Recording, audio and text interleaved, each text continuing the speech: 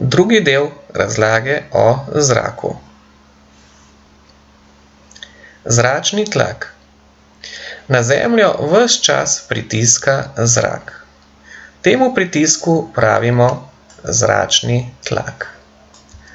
Merimo ga z napravami, ki jih imenujemo barometri. Enota za zračni tlak pa je milibar. Barometri so bili včasih veliki in precej nenatančni, danes pa so že bolj sodobni. Danes pravzaprav že vsaka športna ura ima vgrajen barometer. Normalni zračni tlak je okoli 1000 milibarov ali 1 bar. Na tej uri vidimo, da je zračni tlak trenutno 1020 milibarov. Zračni tlak vpliva na vreme. Ko je zračni tlak visok, je vreme lepo. Torej, ko se oblaki umikajo, je zračni tlak visok. Ko se oblaki premaknejo pred sonce in imamo mi vreme oblačno, celo deževno, takrat pa je zračni tlak nizek. Z ljudmi je tudi povezan zračni tlak s počutjem. Ko je vreme lepo in je zračni tlak visok, se tudi mi počutimo dobro. Ko pa je zračni tlak nizek, ko je oblačno, deževno, takrat pa se počutimo slabo. Nekateri ljudje so na to bolj občutljivi, drugi pa manj. Gorenje in gašenje. Gorenje je proces, pri katerem potrebujemo gorivo, torej neko snov, ki gori, to je lahko papir, les, bencin in tako dalje.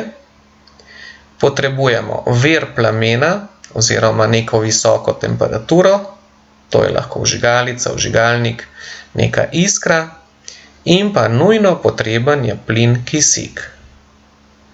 Pri gorenju nastajajo dim, vodni hlapi in ogljikov dioksid. Porablja se kisik. Ali te na kateri proces pri živih bitjih spominja gorenje? Verjetno te spominja na dihanje. Tudi pri dihanju potrebujemo kisik, proizvajamo pa ogljikov dioksid. Če se spomnimo prvega dela in fotosinteze, vemo, da je ta proces ravno obraten. Tam pa se porablja ogljikov dioksid in nastaja kisik. Dokaz, da se pri gorenju porablja kisik. Imamo 4 svečke, ki jih poklopimo z kozarci. Kozarci so različno veliki. Majhen, večji, še večji in malo manjši. Če gledamo, kako hitro ogenj ugasne. Najhitreje tu, potem tu, potem tu in nazadnje tukaj. Mogoče se vam zdi malo čudno, zakaj ugasne prej v visokem kozarcu, kot pa v tem, ki je nižji. Že res, da je nižji, ampak je širši, kar pomeni, da je v tem več zraka in s tem kisika, kot v tem kozarcu. Ogenj je lahko nevaren. Če nismo previdni, lahko pride do požara.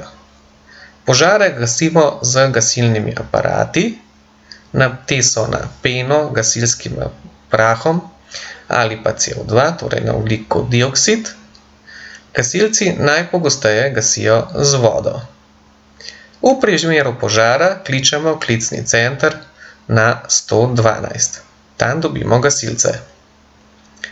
Z vodo nikoli ne gasimo, če imamo v bližini električni tok ali če zagori olje. Ko vidiš, da je na nekem predmetu znak vnetljivo ali še huje eksplozivno, se takemu predmetu nikar ne približuj z odprtim ognjem. Onesnaževanje zraka. Glavni onesnaževalci zraka so industrija, torej tovarne, promet, avtomobili, vlaki, letala, pa tudi kmetijstvo. Na čisti zrak nam kažejo lišaji. Če imaš v bližini tvojega doma na drevesih lišaje, pomeni, da živiš v čistem okolju. Rešitev. Na tovarne je potrebno namestiti filtre. Filtri preprečijo strupenim snovem, strupenim dimom, da bi šli v zrak. Potem druga rešitev je uporaba zelene tehnologije, na primer vozil na električni pogon.